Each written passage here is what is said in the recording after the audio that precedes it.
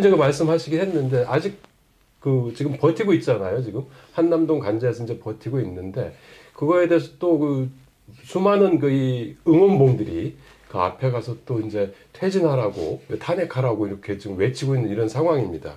이 총체적 상황을 어떻게 좀 규정할 수 있을까요? 이런 우리나라 대한민국 현 상황을 1910년 예.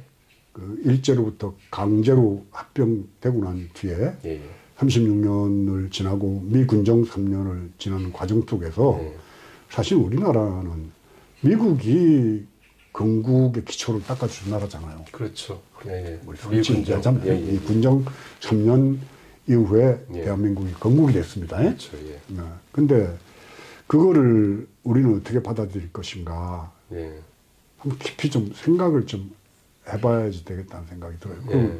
미국이란 나라와 우리의 관계도 한번 예. 바로 봐야지 된다는 거죠. 예.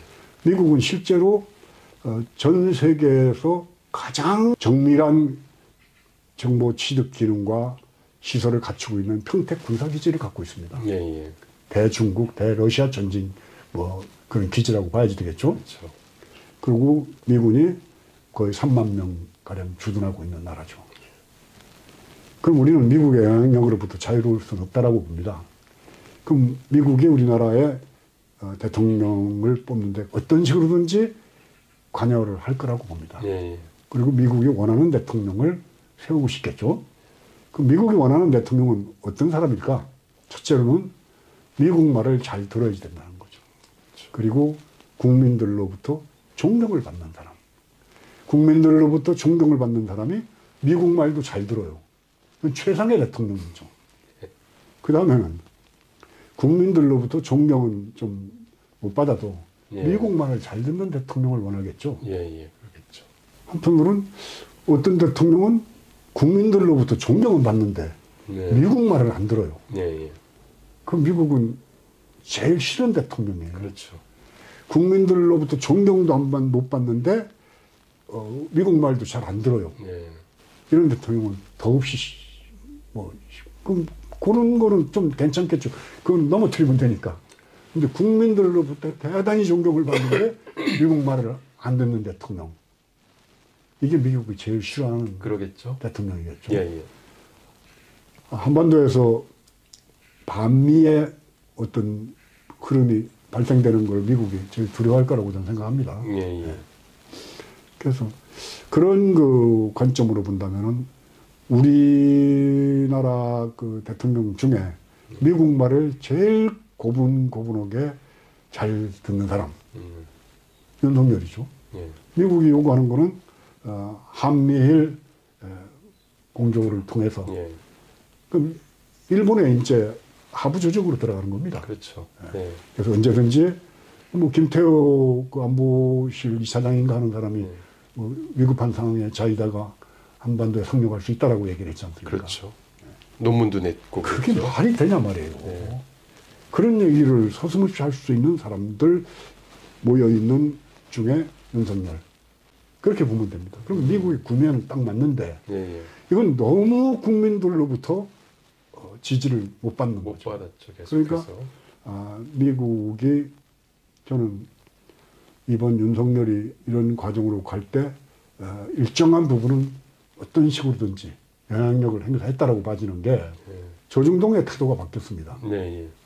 한나라당 내부에서도 미국의 조야와 관계 깊은 사람들의 의식이 바뀌었어요. 그래서 저는 어차피 윤석열은 정권 유지 못하고 그냥 끝난다고 봤는데 본인이 무슨 생각이 발동을 해서 그랬는가 계엄령을 선포를 하면서 자충수를 자살한 거죠, 본인이. 또 뭐냐면은 2030으로 불리우는 그 여의도와 또 남태령으로 찾아갔던 젊은 친구들. 변화의 물결이 이렇게 흘러가는구나 하는 감동을 받았어요. 거기 갔던 분들은 옛날에 한청년이나 전대협 같은 학생운동 하는 사람들도 아니었고, 그렇죠. 민주노총도 아니었고, 그렇죠. 또 무슨 사회의 어떤 조직적 기반을 갖고 있는 운동단체도 아니란 말이에요. 조직화되지 않은 그냥 대중들이 100만 이상, 200만이 모인다는 게 예. 상상이 안 가잖아요. 그렇죠. 근데 거기 갔던 대부분의 젊은 분들이 10년 전에 그 가슴 깊이 슬픔으로 사건을 봤던 세월호 예. 321명의 죽음을 바라봤던 그 시기에 단원고 학생들, 예. 그 학생들이 그 당시에 보통 17 정도였죠. 중학교 2학년이니까. 그렇죠. 그 친구들이 지금 27이 됐습니다. 그러면 그 단원고 학생들이 그 참 물속에서 그렇게 추운 그 바다에서 숨을 거둘 때 그 모습을 뉴스로 바라봤던 그 또래의 젊은이들. 예. 그러니까 앞으로 5년, 뒤로 5년 치면 됩니다. 그러면 지금은 22살 된 젊은이들. 네. 그리고 위로는 31, 서너 대 된 분들. 이분들이 이번에 대거 여의도와 남태령으로 그렇죠. 다 참 응원봉을 들고 나왔던 그런 젊은 분들이잖아요. 곧 트라우마. 예. 예. 그리고 그때 국가는 뭘 했는가? 예. 왜 구하지 않았는가? 이건 지금도 정확하게 우리가 해명이 안 되고 있지 않습니까? 여러 가지 설도 많이 나오고 있고 참 기가 막히죠. 그 다음에는 용산 이태원에서 그게 화산 폭발도 아니에요. 예. 해일도 아니에요. 지진도 아니야. 그렇죠. 뭐 미국의 그 남부지방에 불어닥친 토네이토도 아니야. 그냥 멀쩡한 그날 저녁에 즐겁게 친구들하고 놀러 갔다가 아유, 생각만 해도 가슴이 참 울먹해지는데 그분들도 거의 나이 또래가 비슷하죠 지금. 그 정도 네. 나이입니다. 광장으로 나오는. 광장으로 나오는. 예. 2030. 예. 그러니까 세월호 그 참사에 대한 트라우마를 안고 그걸 바라보면서 나의 언니, 나의 누이 동생, 나의 오빠, 나의 남동생 그렇게 갔을 거라고 그걸 보면서 머릿속에 잠재적으로 그 고통의 시간들을 잠재적으로 안고 있는 젊은이들이었다는 거죠.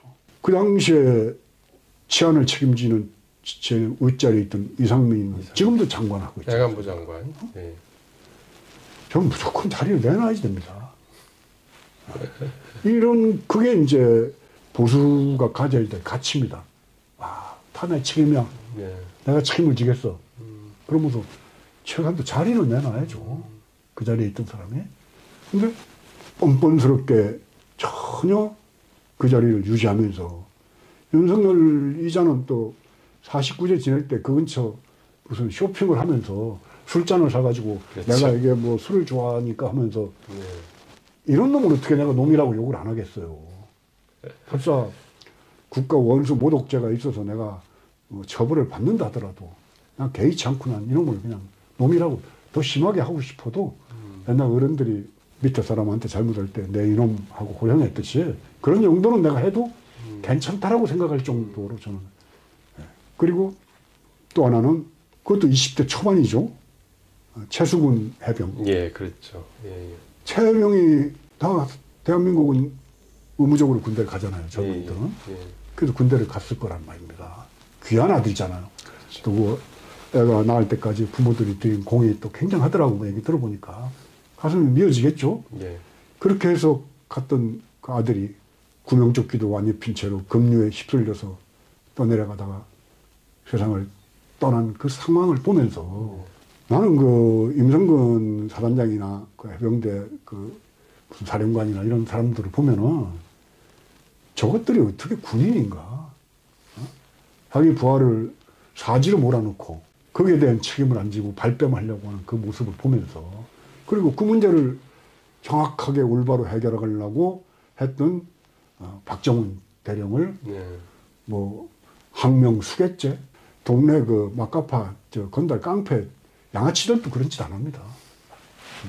그런 놈들이 똘똘 뭉쳐서 모여 있는 것이 지금 저는 윤석열 주변에 예. 윤석열을 옹호하는 사람들. 예.